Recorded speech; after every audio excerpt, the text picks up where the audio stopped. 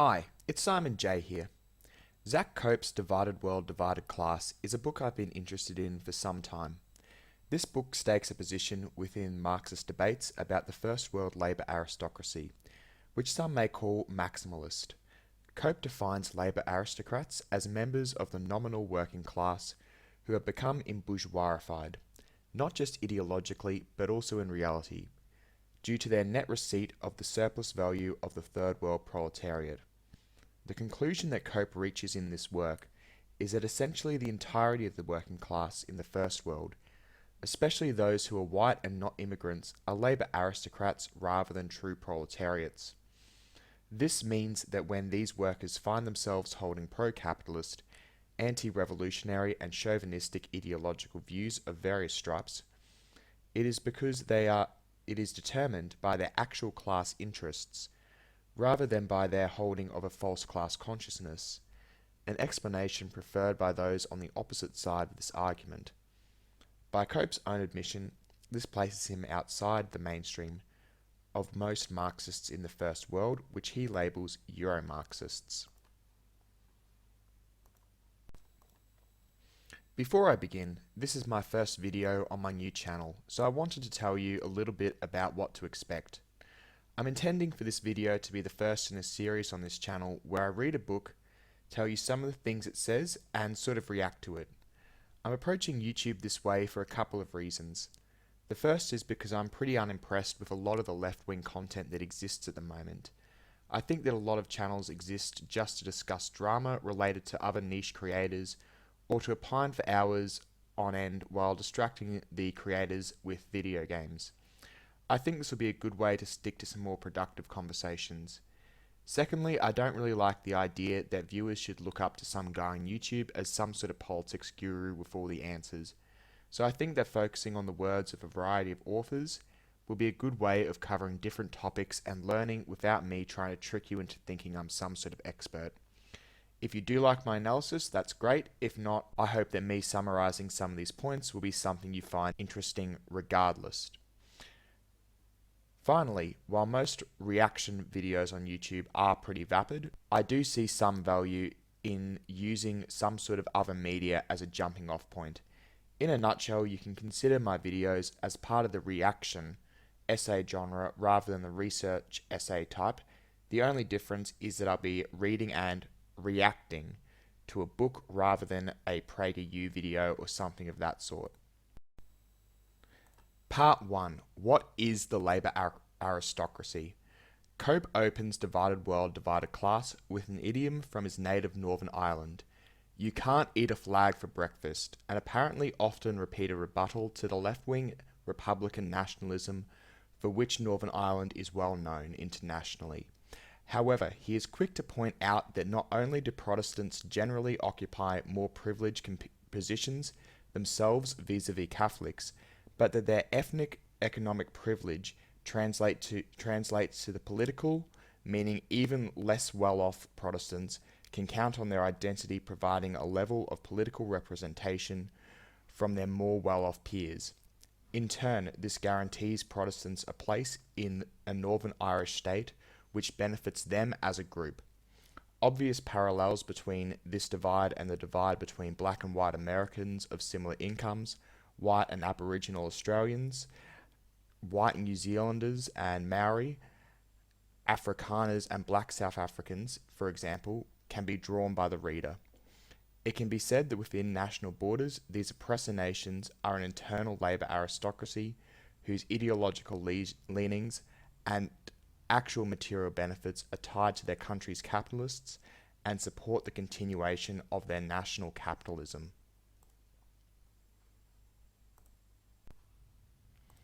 While this relationship exists within nations and is often discussed, for example, the nature of the US-American racial divide is ever present within any left discussion, the nature of contradiction between the working classes of the first and third worlds is spoken about far less often. At first it does seem obvious that people living in countries like Australia or Germany have a level of comfort unavailable to the working classes of countries like Papua New Guinea or Kenya.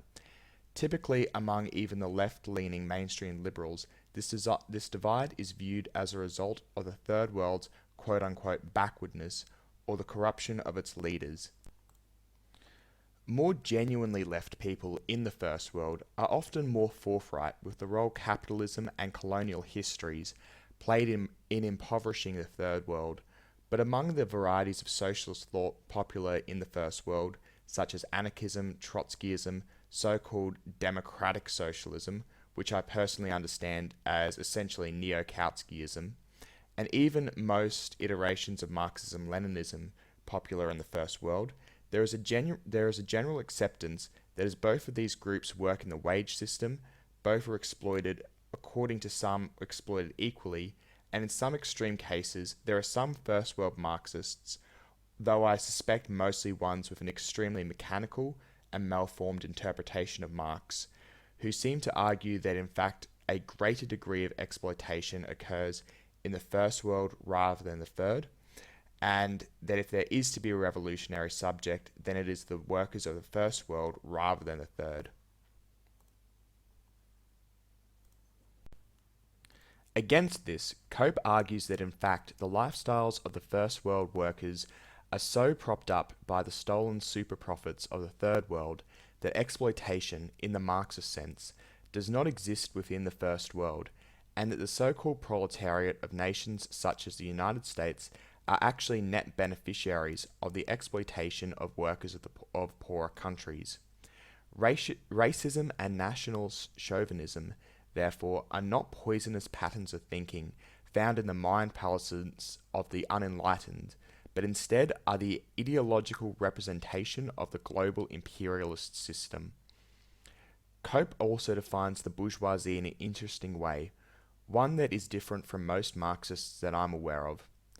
The group of society which directly, through full or part ownership of the means of production, or indirectly, through being paid super wages, depends on the exploitation of workers for the maintenance of its income on page 9. What is divergent about this definition is that according to Cope, First World workers or labour aristocrats are part of the bourgeoisie under this indirect definition. In this understanding, the average First World worker is not robbed of part of their earnings by their employer, but instead earns more than their worth of their labour, due to their privileged position in the world economic system. The bottom line here is that wealthy workers exist in Europe, Australia, US America, etc., because people in the Third World are exploited to such an enormous extent that they can actually be paid above and beyond the level of the value they are creating. This leads to a situation where the labour aristocratic working class of the First World quite deliberately collaborates with their national bourgeoisie as to create a world system that favours their interests at the expense of the true proletariat in the Third World. Part 2. History of the Labour Aristocracy. To understand how this collaboration comes about, we need to look at the historical development of the First World's working class, which Cope does in part 1 of this book. He splits his historical retrospective into 4 different eras, each with its own dominant form of national chauvinism among the developing labour aristocracy. The mercantile period saw imperial chauvinism. Racial chauvinism started to emerge in the classic capitalist era. Social chauvinism, the kind that Lenin identified, became dominant during the imperialist era, and post-World War II, including to this very day, First Worldism has become the dominant form of national chauvinism, coinciding with a much more wide-scale embourgeoisement of the First World's working class. Let's take a moment to examine each of these eras. The mercantile period was a historical period from about the end of the 15th century until the late to mid-18th. In bourgeois popular history, this is often known as the Age of Discovery, as it was the time when colonial exploration and colonialism itself was first sponsored by the European powers. During this time, feudalism began to break down in the core European countries, with its alternative, capitalism and bourgeois democracy, emerging through the accumulation of wealth of the merchant capitalists. This private wealth was built not just through the exploitation of workers, but also through colonial exploration and plunder. The latter created a core in the home nation, while a periphery was created in the colonialized world. In the new Third World, resources were stolen, labor was devalued, and capitalists, quote unquote, bought cheap and sold high in order to keep profits back home.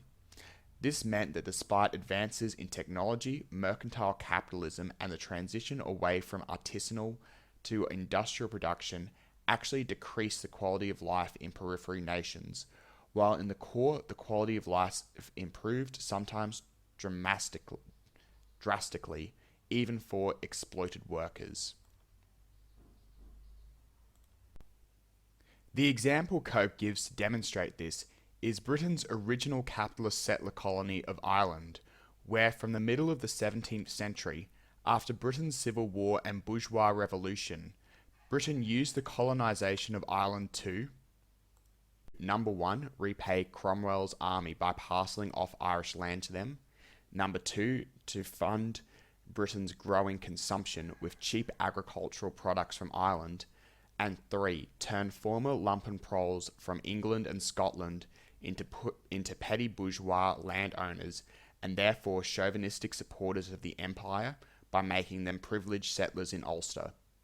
The effects on the working classes of core countries, such as those in Britain, was that they developed a sense of nationalism for the very first time that was very much tied to the fruits of their country's colonial adventures.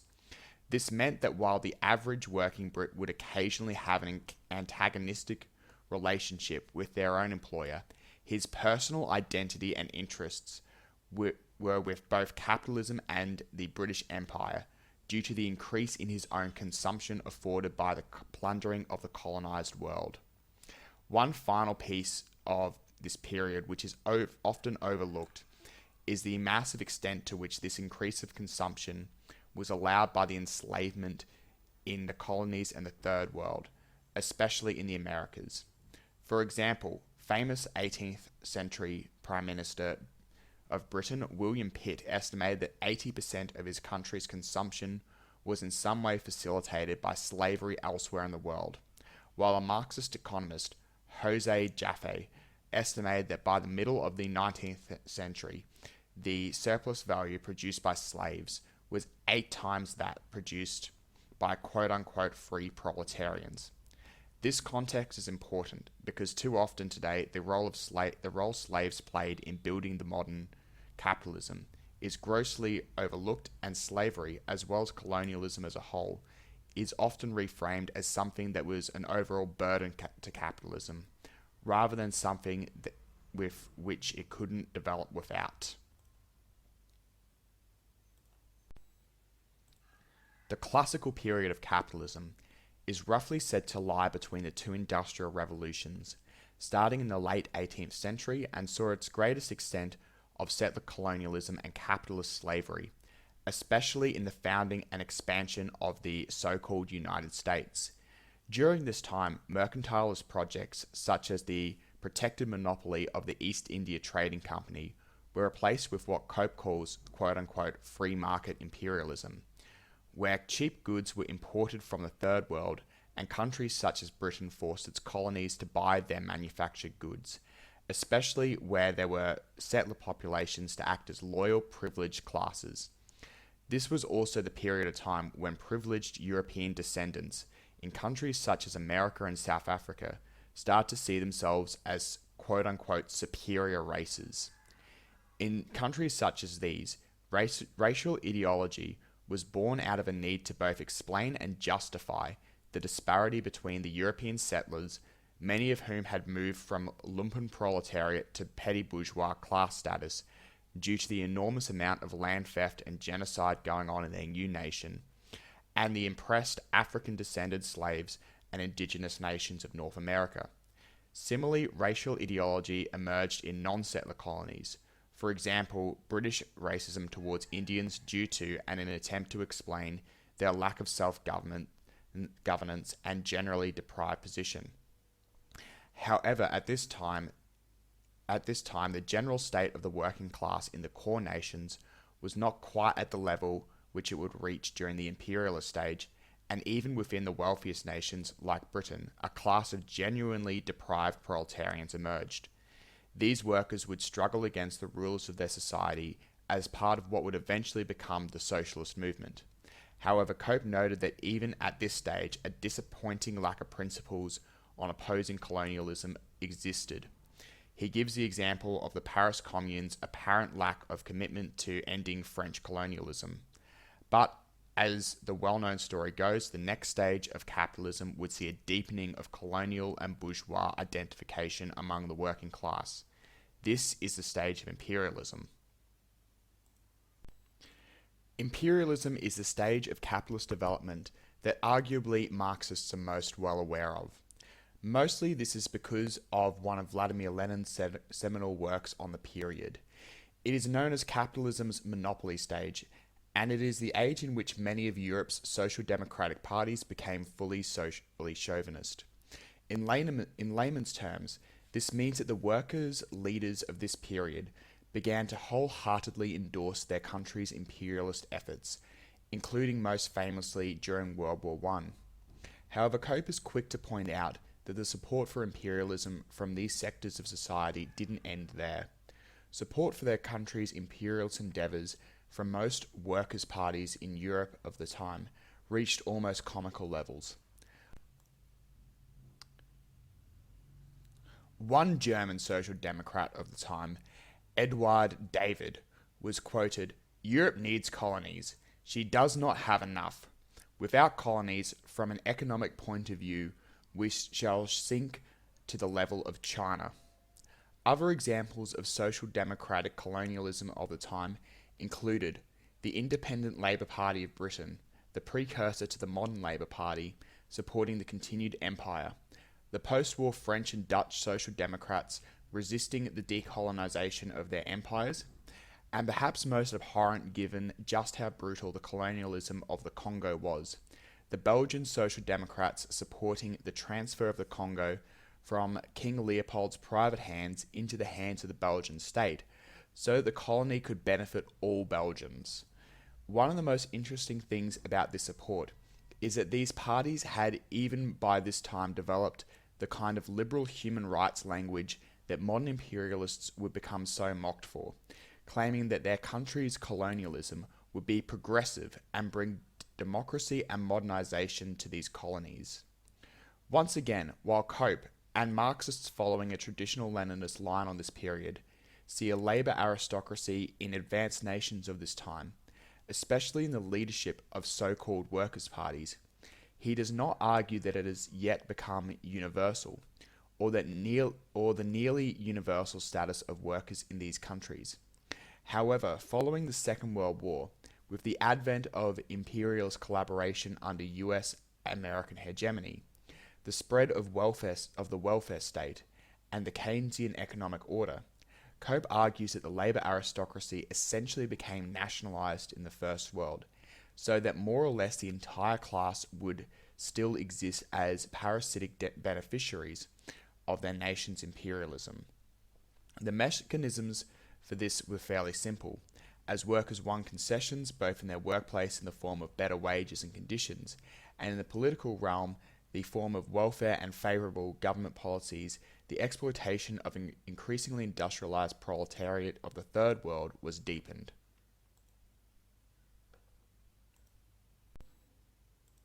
One aspect of how First World workers became Labour aristocrats, which is often overlooked or dismissed by socialists, is that they did in fact benefit as consumers, as the increased exploitation of the Third World allowed them to consume greater amounts of cheaply manufactured goods. In fact, Cope brings in a data point often used by conservative supporters of neoliberalism, that from the early 70s to late 90s, the living conditions of First World workers in terms of material consumption in areas such as electronics, air conditioning, heating, etc., actually improved quite dramatically, even considering the austerity of the time. The reason for this is because these goods were being produced at much cheaper rates, meaning that while the First World was being deindustrialized, its consumption was increasing at the expense of greater exploitation in the Third World. This brings us to the idea of First Worldism, the kind of chauvinism that Cope believes has become dominant at this time and still is today. This particular type of chauvinism is the idea that the privileges afforded to workers in the First World should be maintained at the expense of the Third World. The personification of the First World chauvinist can be nominally conservative. Think the neocon or other open member of the Western right who more or less openly supports their country's imperialism, or it can be nominally liberal. Think the often parodied woke imperialist who is okay with drone strikes as long as it's Obama doing it, or who couches support for imperialism in left-sounding language. Think the kind of nominal leftist who supports intervention or subverting of third world governments if they're labelled authoritarian, or if doing so is said to promote human rights. Although in this interpretation these figures are not naive or confused, but are on a conscious or unconscious level supporting imperialism that furthers their own self-interests. Cope also argues that migrants from the Third World living in the First do in fact often represent an exploited minority, even in the metropole. He argues and gives examples of migrants who perform labour which must necessarily take place in core countries, but which nevertheless is carried out by workers under conditions more reminiscent of the Third World. This is reinforced more or less by the hidden ideology of First Worldism and by more explicit racism. Think the horrific anti-Mexican racism of America, or anti-South Asian racism in the UK, or the increasingly universally and deeply popular policies of militarized borders across the First World. Part 3. Mechanisms of value transfer from the Third World to the First. The second part of this book attempts to measure the extent of the labour aristocracy in the First World in order to test Cope's thesis that the workers of the First World indeed consume more surplus value than they produce. Much of this section goes into attempts to calculate the total sum of surplus value extracted by OECD and non-OECD countries as a simplification of the First and Third Worlds, in order to quantify the value transfer between these two parts of the world and to test whether the comparatively higher wages of the former could possibly be paid through their own surplus value alone. While I'm not confident enough to judge Cope's calculations here, I would like to examine some of the mechanisms that facilitate this transfer. For the record, his calculations do support his hypothesis, which could probably be expected. If you are looking for some sort of definitive answer on the validity of his views, then I would recommend reading at least this part of the book yourself and coming to your own conclusions.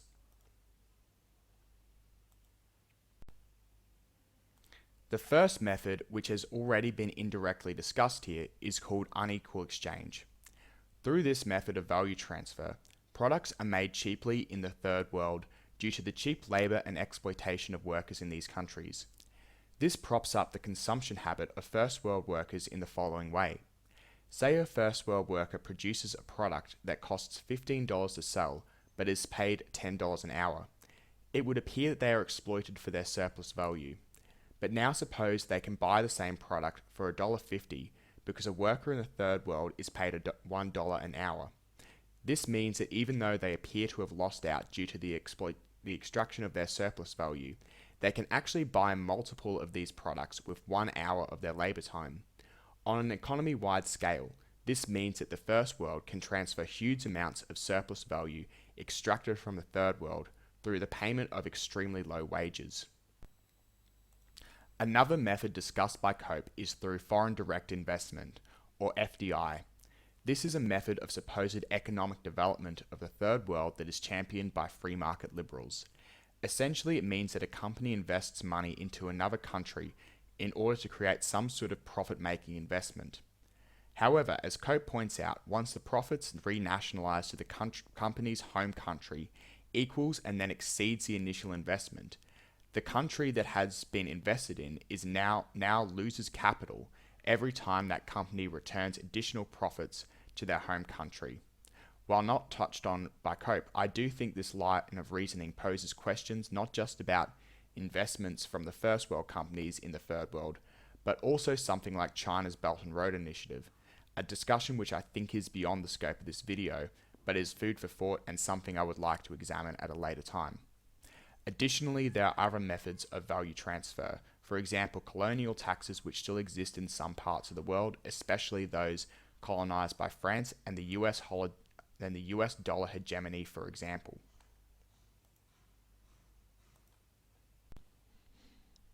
Part 4. The Labour Aristocracy, Social Democracy and Fascism. For the most part, I will skip over parts 3 and 4, which anticipate some criticisms of Cope's thesis and explore the development of the Labour aristocracy in some particular countries respectively. However, towards the end of part 4, Cope brings up some interesting points about the relationship between the Labour aristocracy and fascism. Firstly, he touches on the old line of the Weimar Republic's Communist Party of Germany, that social democracy is the left wing of fascism, and that the German Social Democratic Party were in fact social fascists. This is a line that is often written about as if it were a particularly egregious and slanderous remark. Particularly, it is often known about because of Trotsky's condemning of the KPD and the Second International as a whole for using the line. However, Cope does point out a much less discussed truth to this label. That is that the German Social Democratic Party, which had been famously socially chauvinist during the lead up to World War I, was during the Weimar Republic period completely disinterested in revolution or joining the Communist Party in building a socialist society. Instead, it was much more interested in stabilizing capitalism in the Weimar Republic, and in particular had a commitment to once again using the German imperialism to rebuild the German Labour aristocracy. In fact, in the early days of the Republic, the party was indignant at the loss of German colonies in Africa and elsewhere. Under this understanding, there is a clear parallel between Nazi Lebensraum and the fascist impulse to prop up the nation through colonizing and plundering Eastern Europe. Similarly, it is hard to see how people so committed to imperialism and capitalism could ever have been true allies to a truly revolutionary communist movement. I think the implications of this uncomfortable connection are that we in the modern First World need to realize that the defense of imperialist privilege provided explicitly or more often implicitly by our own liberals and social democrats provides an early basis for the rise of fascist movements in the time of capitalist crisis, where the big bourgeoisie seeks to stabilize capitalism by colonizing and plundering their prospective victims.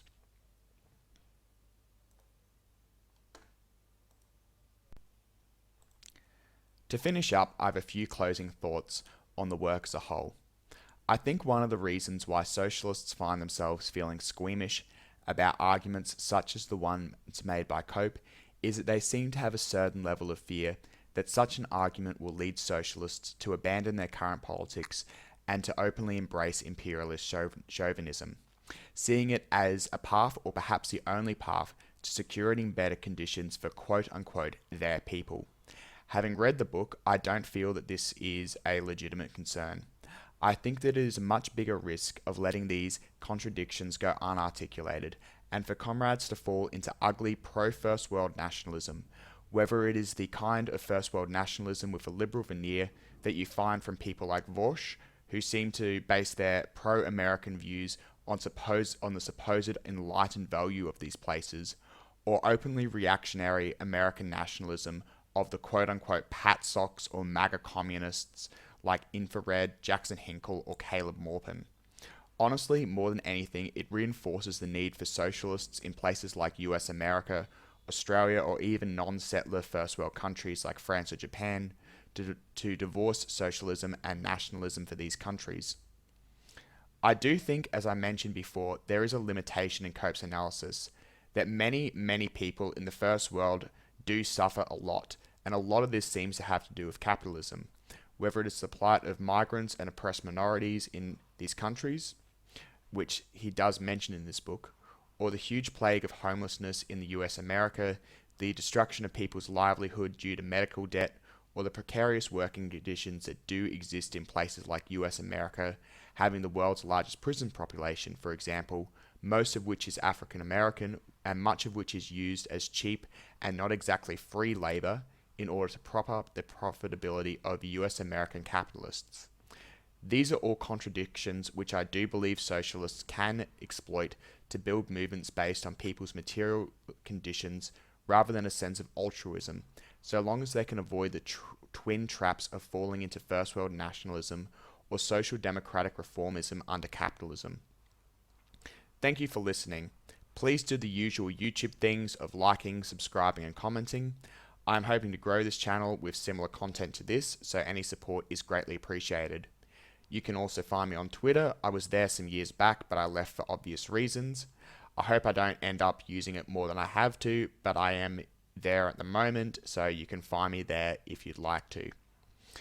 If I end up adding any other social media or, for example, a support option like Patreon in the future, I'll update the video description to include it. But that's all for now. Bye and see you next time.